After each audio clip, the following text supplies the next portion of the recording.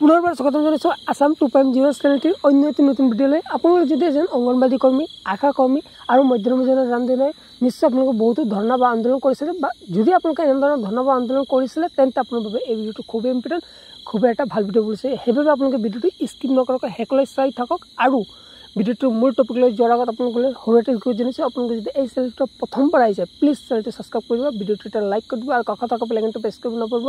কিন্তু যেতিয়া মই এনেধৰণৰ ইনফৰ্মেটিভ গুৰুত্বপূৰ্ণ ভিডিঅ' মই আপলোড কৰিম সকলোতকৈ আগত আপুনি সেই ভিডিঅ'টো লাভ কৰিব পাৰিব। যিয়ে নহওক এতিয়া ভিডিঅ'ৰ মূল টপিকলৈ যাওঁ। এতিয়া আপোনালোকে যিহেতু ধৰ্ণা বা আন্দোলন দিছিলে, তাৰপিছত আপোনালোকৰ দৰমহাটো বৃদ্ধি কৰিছিলে, কিন্তু একেবাৰে কম কৰাৰ কাৰণে আপোনালোকে পুনৰ ধৰ্ণা বা এই আন্দোলনটো কৰিব ধৰিছে। আৰু সেই ধৰ্ণা বা আন্দোলন শুনিয়ে কেন্দ্ৰীয় মন্ত্ৰী অন্নপূৰ্ণা দেৱীয়ে আপোনালোকক জনাইছে যে এই যে 1 অক্টোবৰ তাৰিখে যে আপোনালোকৰ দৰমহাটো দিব, যিটো এতিয়া নিৰ্ধাৰিত কৰিছে দৰমহা, সেই দৰমহাটো দিব। কিন্তু এই দৰমহাৰ পিছত নেক্সট মাহৰ মানে এটা গেপ গৈ নেক্সট মাহত আপোনালোকক জনাইছে যে দুগুণ নকৰিলেও কিবা এটা আপোনালোকৰ আৰু অলপ বঢ়াব বুলি